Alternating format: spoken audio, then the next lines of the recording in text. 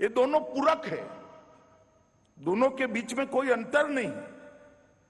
तो राजभाषा विभाग का काम है कि स्थानीय भाषाओं को हम मजबूत करें और देश की जनता के, देश भर की जनता का ये लक्ष्य होना चाहिए कि हम राजभाषा को मजबूत करें। मित्रों, मेरे लिए एक और आनंद का विषय है कि जब हमने इस राजभाषा सम्मेलन को दिल्ली के बाहर निकालने का निर्णय किया, तो वो सम्मेलन, पहला सम्मेलन काशी में हो रहा है। विश्व की सबसे पुरानी नगरी है, बाबा विश्वनाथ का धाम है, मां गंगा का सानिध्य है और हमेशा मां सरस्वती की उपासना करने वालों के लिए ये स्वर्ग रहा है काशी। भाषा की उपासना करने के वालों के लिए, व्याकरण की उपासना करने वालों के लिए काशी हमेशा एक गंतव्य स्थान रहा है कि काशी जाएंगे और विद्या को प्राप्त करेंगे और अपने मुमुक्षा का, उसका समाधान करेंगे। ये देश भर के अंदर, पूरे विश्व के अंदर ये मान्यता है। आज उसी जगह पे आज हम आजादी के अमृत महोत्सव में यहां है और संकल्प लेने के लिए यहां है कि आजादी के अमृत काल के अंदर जब 100 वर्ष होंगे तब हम 100 भाषा का लक्ष्य भी हम पूर्ण करेंगे। मित्रों, काशी एक सांस्कृतिक नदी है। देश के इतिहास को काशी से अलग कर देखे तो लिख ही नहीं पाते। चाहे रामायण काल हो, चाहे महाभारत काल हो, चाहे उसके बाद में गौरवमयी इतिहास जो देश का रहा वो हो, चाहे आजादी का आंदोलन हो, अब चाहे देश के विकास की दिशा में ले जाने वाला, देश को दुनिया में सबसे सम्मानित जगह पे पहुंचाने वाला प्रधानमंत्री जिस काशी से सांसद हो, वो काशी। काशी को देश के इतिहास से अलग कर हम नहीं देख सकते। और जहां तक भाषा का सवाल है, काशी भाषा का गौमुख है। भाषाओं का उद्भव, भाषाओं का शुद्धिकरण, व्याकरण को शुद्ध करना और व्याकरण को लोकभोग्य बनाने में चाहे कोई भी भाषा हो, काशी का बहुत बड़ा योगदान है। और इसलिए इस सम्मेलन का बहुत बड़ा महत्व है। मित्रों, आज जो हम हिंदी बोल रहे हैं, लिखते हैं, उसका जन्म यही काशी के अंदर, यही बनारस के अंदर हुआ है। भारतेंदु बाबू हरिश्चंद्र को कौन भूल सकता है। हमने यही बनारस से ही खड़ी बोली का क्रमवार विकास देखा है और एक खड़ी बोली का जो क्रमवार विकास हुआ है और ये समृद्ध भाषा बनकर आज हिंदी हमारे सामने खड़ी है, इसकी पूरी यात्रा को मैं प्रणाम करता हूं और वो हमारे लिए हमेशा प्रेरणा का स्रोत है। 19वीं सदी के अंतिम 2 दशक हमारे देश के इतिहास को देखे तो घटना बहुल थे। ढेर सारी घटनाओं समांतर रूप से देश भर में घटित होती गई। 1893 में आर्य समाज के अंदर एक आंदोलन चला। साकार और पश्चिमी शिक्षा के मुद्दे पर एक बहुत बड़ा मतभेद हुआ और उस वक्त शिक्षा का माध्यम क्या हो, शिक्षा की भाषा क्या हो, इस पर पहली बार चर्चा हुई, जिसको अधिकृत चर्चा कह रहे हैं। और 1868 में पहली बार यहां पर कुछ ब्राह्मण विद्वानों ने इस मुद्दे को उठाया था और मांग उठी थी कि शिक्षा की भाषा हिंदी होनी चाहिए। और इस मांग को तत्कालीन लेफ्टिनेंट गवर्नर ने मान भी लिया और नौकरों में जो अभिजात्य तरीके से उर्दू भाषा को प्राथमिकता दी जाती थी, उसको चुनौती मिलकर हिंदी राजभाषा बनने की दिशा में पहला कदम उसी वर्ष रखा गया। हिंदी भाषा का उन्नयन, उसका कोश और व्याकरण कैसा बने, इसकी शुरुआत भी 1893 में काशी नागरी प्रचारिणी सभा के स्थापना का कारण ही वो था कि हिंदी का शब्दकोश बने, इसका उन्नयन हो और उसके व्याकरण का कोई प्रारूप बने। हिंदी का पहला व्याकरण कामता प्रसाद गुरु ने इसी शहर में लिखा और उसको आगे बढ़ाया। हिंदी का पहला शब्दकोश हिंदी शब्द सागर यही बनारस के अंदर बना और उसको फिर अनेक विद्वज्जन समृद्ध करते गए। हिंदी भाषा और साहित्य का पहला संगठित इतिहास पंडित रामचंद्र शुक्ल ने इसी काशी के अंदर लिखा। हिंदी भाषा की पहली कहानियों में एक कहानी, कोई ऐसा रिकॉर्ड नहीं होता है मगर किंवदंती है, राजा भोज का सपना, और शिव प्रसाद सितारे हिंद ने यहीं पर लिखी। पहली हिंदी पत्रिका हरिश्चंद्र मैगजीन और हरिश्चंद्र चंद्रिका भी यहीं पर शुरू हुई। कविताओं की पहली पत्रिका कवि वचन सुधा, महिलाओं की पहली पत्रिका बाल बोधिनी भी यहीं शुरू हुई।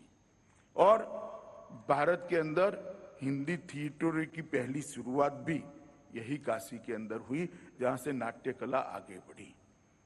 मित्रों, भाषा तो बन गई, साहित्य रचा जाने लगा, मगर हिंदी की पढ़ाई कैसी हो, इसका पाठ्यक्रम कैसे हो, इस बात की चिंता भी पंडित मदन मोहन मालवीय ने यही हमारे हिंदू विश्वविद्यालय के अंदर, लाला भगवान दीन और बाबू श्याम सुंदर दास के नेतृत्व में हिंदी का पहला पाठ्यक्रम बनाने का काम मालवीय जी के तत्वाधान में हुआ और उसको तुरंत ही देश भर के सभी विश्वविद्यालयों ने उसको स्वीकार किया और आगे बढ़ा। और तुलसीदास को कैसे भूल सकते हैं, योगी जी ने इसका बहुत अच्छे तरीके से उल्लेख किया है। मैं इतना ही कहना चाहता हूं मित्रों, तुलसीदास ने अवधि में रामचरितमानस न लिखा होता तो शायद रामायण आज लुप्त हो गया होता। मानव जीवन को उन्नत बनाने की यह कथा कोई भी नकारात्मक पहलू रखे बगैर आदर्श पति कैसा हो सकता है तो रामायण में ढूंढ सकते हैं, आदर्श पिता कैसा हो सकता है रामायण में ढूंढ सकते हैं, आदर्श भाई कैसा हो सकता है रामायण में ढूंढ सकते हैं, आदर्श पत्नी कैसी होती है रामायण में ढूंढ सकते हैं, आदर्श शासन कैसा हो सकता है तो आज भी कहते हैं रामराज होना चाहिए, और आदर्श शत्रु कैसा होना चाहिए वो भी रावण के स्वरूप में हम रामायण में ही ढूंढ सकते हैं। कि जो मरण सैया पर पड़ा है और प्रभु श्री राम भरत को भेजते हैं कि रावण विद्वत जन है, इसने सुशासन के बहुत सारे पाठ अमल में लाए हैं, जमीन पर उतारा है, सोने की लंका बनाइए, उससे तनिक जाकर ये विद्या लुप्त न हो जाए, जाकर सीख लो कि सुशासन कैसे हो। और कोई झिझक के बगैर भरत को उन्होंने सुशासन के पाठ सिखाए थे। मित्रों, ये रामायण ग्रंथ को तुलसीदास जी ने यहीं आगे बढ़ाने का काम किया और वहीं से ये अवधि और जितनी भी हिंदी की बोलियां हैं उसको लोकप्रिय बनाने की भी शुरुआत हुई। अनेक हिंदी के विद्वान जयशंकर प्रसाद, मुंशी प्रेमचंद, आचार्य रामचंद्र शुक्ल, बाबू श्याम सुंदर दास, सभी ने यहीं पर हिंदी को आगे बढ़ाने का काम किया। और इसलिए मैं मानता हूं कि हिंदी को मजबूत करने का और घर घर पहुंचाने का और अपनी स्वभाषाओं को मजबूत करने का और राजभाषा के साथ जोड़ने का जो नया अभियान शुरू होने जा रहा है आजादी के अमृत महोत्सव के अंदर, उसके लिए काशी से उचित स्थान कोई हो ही नहीं सकता। और ये बहुत अच्छा हुआ है कि आज देश भर के हिंदी के विद्वान यहाँ पर उपस्थित हैं। मित्रों, हिंदी भाषा के लिए ढेर सारी चीजें कंट्रोवर्सी खड़ी होने का प्रयास किया गया है, मगर वो समय अब समाप्त हो गया है। मैं बचपन से देखता था कि अंग्रेजी नहीं बोलने आती, अंग्रेजी नहीं बोल सकते तो एक लघुता ग्रंथि की निर्मित बच्चे के मन के अंदर हो जाती थी।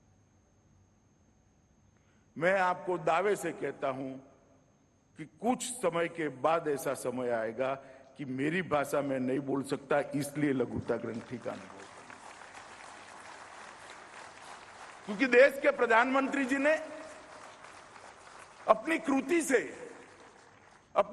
से गौरव के साथ अपनी भाषाओं को दुनिया भर के अंदर और देश भर के अंदर प्रस्थापित करने का काम किया है। शायद ही कोई प्रधानमंत्री होगा जिनको वैश्विक मंच पर इतना सम्मान मिला होगा जितना श्री नरेंद्र मोदी जी को मिला है। शायद ही कोई प्रधानमंत्री, मगर हर जगह पे नरेंद्र भाई ने दुनिया में भारत की बात अपनी राजभाषा में रखकर राजभाषा के गौरव को, जो देश अपनी भाषा खो देता है वो कालक्रम में अपनी सभ्यता को भी खो देता है, अपनी संस्कृति को भी खो देता है और अपने मौलिक चिंतन को भी खो देता है। और जो देश अपने मौलिक चिंतन को खो देते हैं वो दुनिया को आगे बढ़ाने के लिए कंट्रीब्यूट नहीं कर सकते, योगदान नहीं कर सकते। इसलिए हमारे लिए बहुत महत्वपूर्ण है कि हमारी भाषाओं को हम संभाल। मैं कई सारे लोगों को मिलता हूं, मैं देशों के नाम बोलना नहीं चाहता, मैं जब उनको पूछता हूं कि आपकी पहले भाषा कौन सी थी और वो भाषा का हाल क्या है आज आपके देश में, तो शर्म के मारे सर झुका देते हैं। मैं चाहता हूं कि 100 साल के बाद कोई भारतीय का सर शर्म के मारे न झुके, हमारी भाषा चिरंजीव बने, हमारी भाषाएं आगे बढ़े। और भाषा बहुत महत्वपूर्ण स्थान रखती है समाज जीवन को आगे बढ़ाने का, संस्कृति के धारा प्रवाह को आगे बढ़ाने का और संस्कृति के धारा प्रवाह से निपजे हुए ज्ञान को दुनिया भर में फैलाने का ये भाषा बहुत महत्वपूर्ण शब्द। और इसीलिए हमारे यहां भाषा में अक्षर शब्द का प्रयोग करा है। अक्षर शब्द देखने में सीधा साधा है, पर इसको जरा एक बार तोड़कर देखिए। अक्षर, जिसका क्षरण कभी नहीं होता है, उसको अक्षर कहते हैं। और इसलिए हम इसको अक्षर ब्रह्म भी कहते हैं। हमारे यहां भाषाओं का इतना सम्मान हमारी संस्कृति के अंदर किया गया है। महर्षि पाणिनि, महर्षि पातंजलि और महर्षि भर्तृहरि ने भाषाओं के लिए अनेक प्रकार की विधाओं को हमारे देश के अंदर जन्म दिया। आज वो विधाएं लुप्त नहीं हुए, आज भी कुछ लोग संभाल कर उसको आगे बढ़ रहे हैं। और मुझे भरोसा है कि एक बार देश की जनता ये आजादी के अमृत काल में मन बना ले और हमारे देश का व्यवहार, हमारे देश की बोलचाल, हमारे देश का पत्र व्यवहार, हमारे देश का शासन स्वभाषा में चलना शुरू हो जाए, अपने आप महर्षि पतंजलि और पाणिनि हमें जो देकर गया है वो तुरंत पुनर्जीवित हो जाएगा। और मैं आज इस सम्मेलन के माध्यम से देश भर के अभिभावकों को भी अपील करने आया हूं, उनको अनुरोध करने आया हूं कि आप आपके बच्चों के साथ अपनी भाषा में बात करें। बच्चे चाहे किसी भी माध्यम में पढ़ते हो, घर के अंदर अपनी भाषा में इनसे बात करिए, उनका आत्मविश्वास जगाइए, अपनी भाषा बोलने के लिए जो झिझक है उसके मन से एक बार निकाल दीजिए। इससे भाषा का तो भला होगा, मगर उससे ज्यादा भला आपके बच्चे का होगा, आपकी संतानों का होगा। क्योंकि मौलिक चिंतन स्वभाषा से ही आ सकता है। दूसरी भाषा रटी रटाए ज्ञान को तो दे सकती है, ज्ञान को अर्जित करना है और ज्ञान को आगे बढ़ाने का जो यात्रा है वो मौलिक चिंतन से ही हो सकता है। और मौलिक चिंतन स्वभाषा से ही प्राप्त हो सकता है। अगर आपने आपके बच्चे के मौलिक चिंतन को एक बार समाप्त कर दिया तो आपका बच्चा देने वाला नहीं बनेगा, लेने वाला बनेगा। और हर माँ बाप ने ये लक्ष्य रखना चाहिए कि मेरा बेटा, मेरी बेटी, मेरी संतान दुनिया को देने वाले बने, दुनिया से लेने वाले। और इसलिए ये भाषा, हमारी स्वभाषा को मजबूत करना बहुत जरूरी है। मित्रों, दुनिया में लगभग 6000 भाषाएं बोली जाती हैं, मगर मैं मानता हूं कि भाषाओं के बारे में हमारे देश को ईश्वर की कृपा है, मां सरस्वती की कृपा है। सबसे ज्यादा बोली जाने वाली और लिपिबद्ध भाषाएं अगर किसी एक देश में है तो वो भारत के अंदर है। और हजारों साल का हमारा इतिहास, हजारों साल की हमारे संस्कृति का धारा प्रवाह इसके अंदर समाहित है। उसको आगे बढ़ाना है। भाषा जितनी सशक्त होगी, समृद्ध होगी, उतनी ही संस्कृति सभ्यता विस्तृत होगी और सशक्त होगी और उतनी ही चिरंजीव होगी। अगर हम हमारी संस्कृति को संभाल कर रखना चाहते हैं, इसको आगे ले जाना चाहते हैं, तो हमारी भाषाओं को हमने मजबूत करना पड़ेगा। अपनी भाषा से जुड़ाव, अपनी भाषा से लगाव और अपनी भाषा के उपयोग से मैं युवाओं को आह्वान करना चाहता हूं, कभी भी शर्म मत रखिए, एक गौरव का विषय है।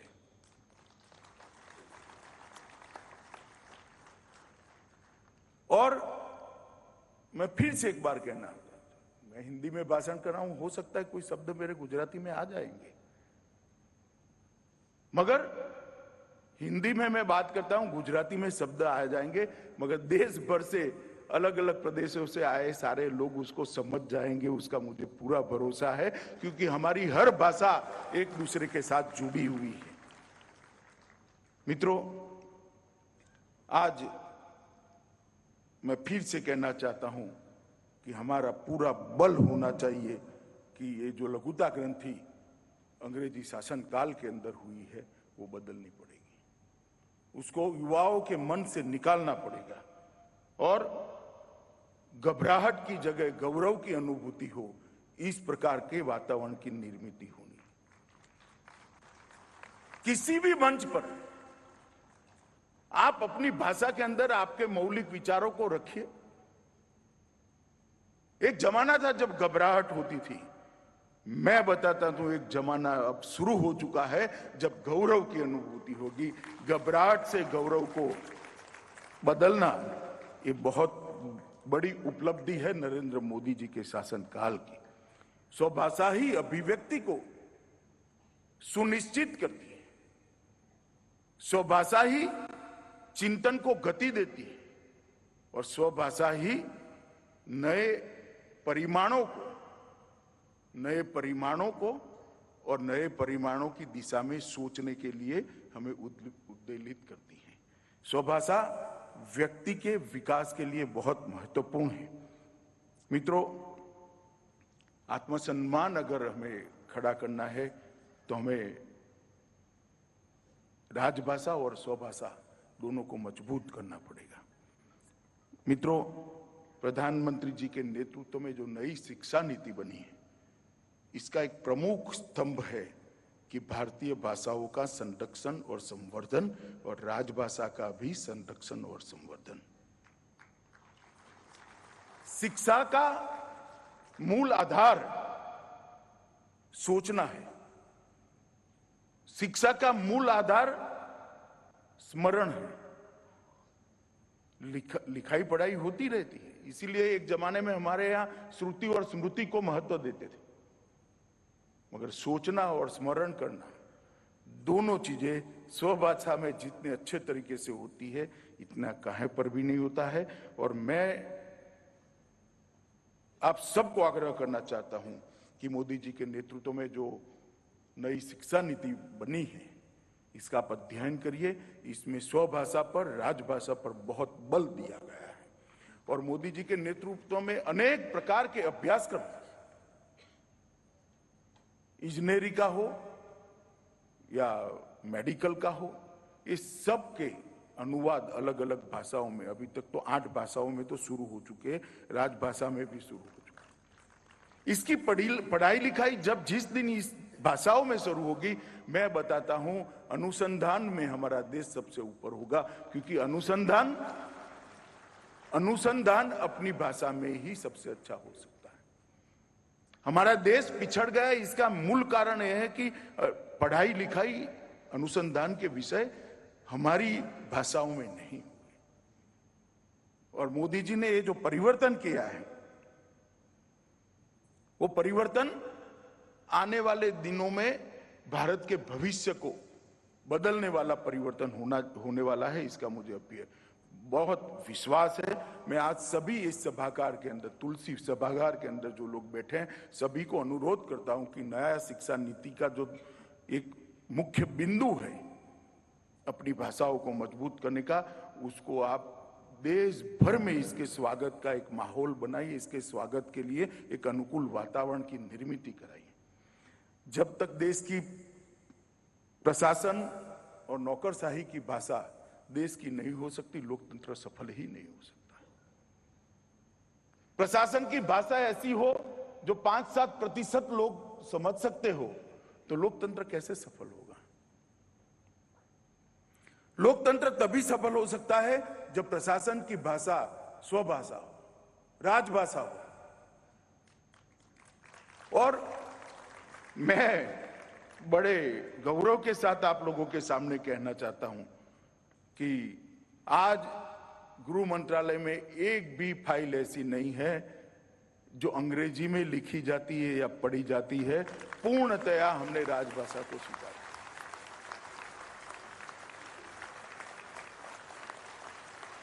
और बहुत सारे विभाग भी इस दिशा में आगे बढ़ रहे हैं और मुझे भरोसा है कि शासन तभी लोकभोग्य होता है जब आम जन की भाषा में शासन चलता है। आप कोई भी परिपत्र निकाल दो, कोई भी अध्यादेश निकाल दो, अगर जब आपके देश की जनता ही उसको पढ़ नहीं सकती, इसको स्वीकार कैसे करेंगे? और ये परिवर्तन मोदी जी के नेतृत्व में आ रहा है। मित्रों, अमृतकाल के अंदर हमने कुछ लक्ष्य तय करने पड़े कि इस देश की शिक्षा की भाषा स्थानीय भाषा और राजभाषा हो, इस देश की प्रशासन की भाषा स्थानीय भाषा और राजभाषा हो, इस देश की न्याय व्यवस्था की भाषा स्थानीय भाषा और राजभाषा हो, इस देश की तकनीक की भाषा स्थानीय भाषा और राजभाषा हो, और जनसंचार की भाषा, मनोरंजन की भाषा भी स्थानीय और राजभाषा में हो। अगर हम ये लक्ष्य तय करते हैं और कोई संघर्ष करने की जरूरत नहीं है। ये उद्देश्य इतने बड़े हैं, सिर्फ हम विश्वास के साथ, आत्मविश्वास के साथ लोगों के सामने लगे, जनमानस उसको तुरंत स्वीकार कर लेगा। कोई संघर्ष मत करिए। राजभाषा के प्रचार के लिए किसी के साथ संघर्ष की जरूरत नहीं है, स्वभाषा के प्रचार के लिए किसी के साथ संघर्ष की जरूरत नहीं है। वो अब इसकी नियति है, इसका बढ़ना इसकी नियति है, इसको आगे बढ़ना।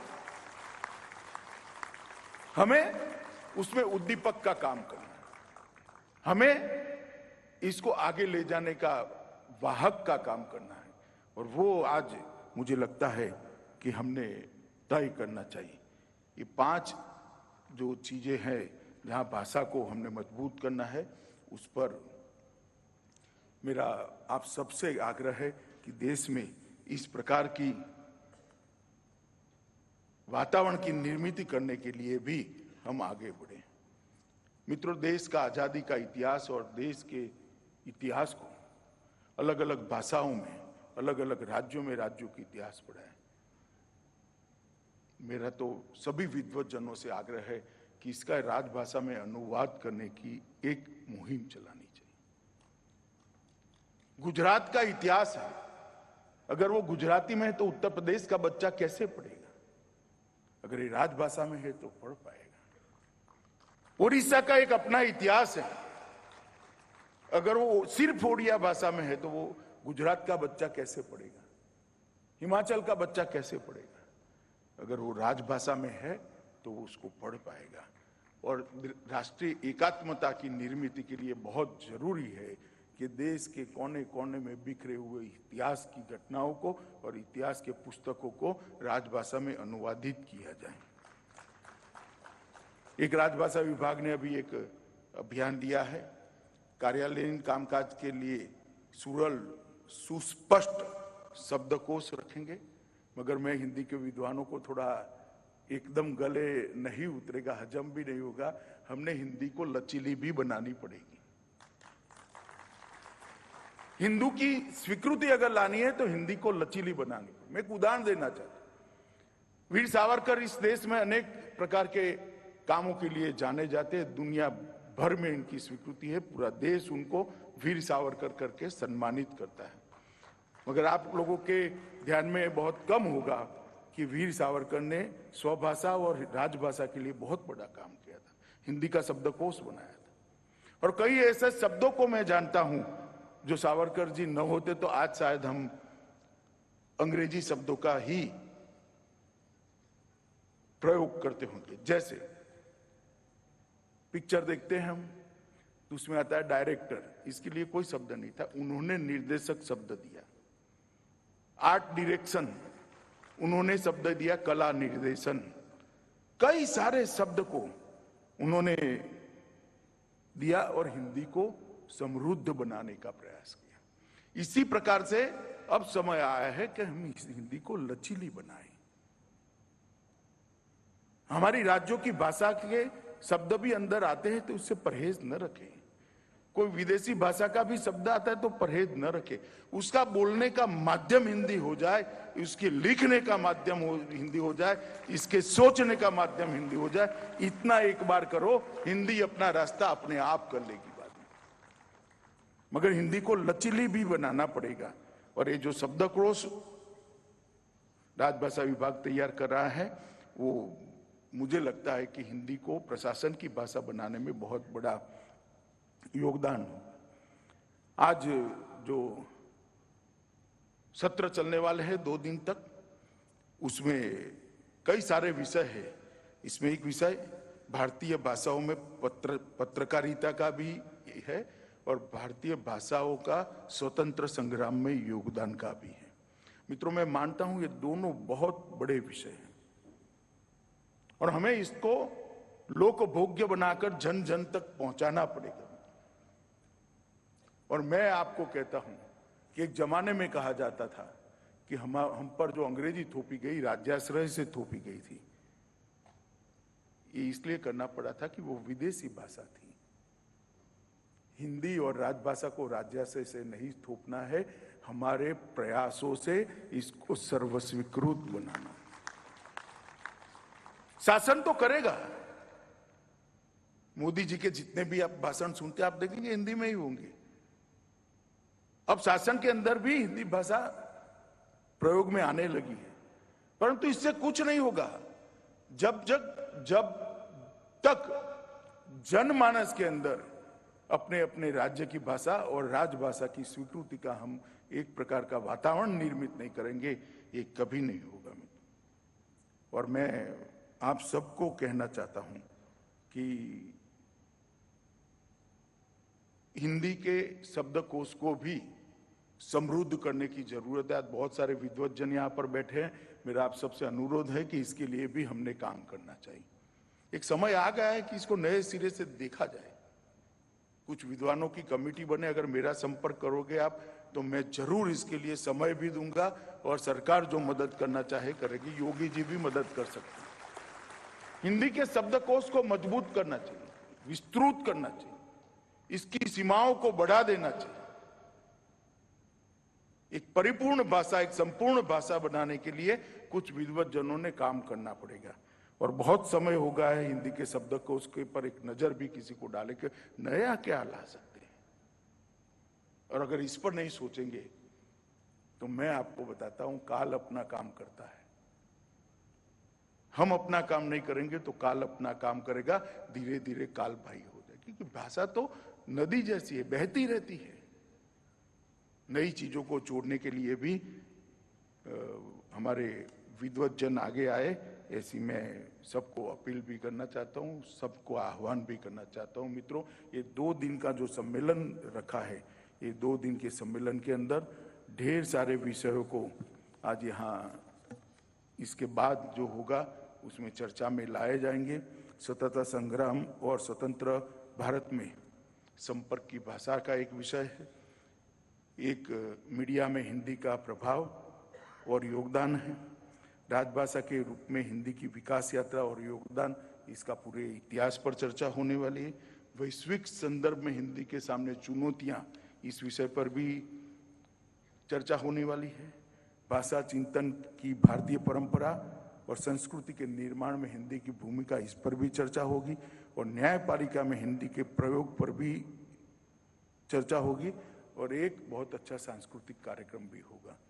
तो मैं आशा करता हूं कि ये 2 दिन का जो राजभाषा का राष्ट्रीय अधिवेशन है वो बहुत सफल रहेगा और मुझे विश्वास है कि आज़ादी के अमृत काल में जब आज़ादी के शताब्दी जो लोग भी मनाते होंगे वो इनको हिंदी के लिए इतना बोलने की जरूरत नहीं पड़ेगी, राजभाषा के लिए बोलने की जरूरत नहीं पड़ेगी।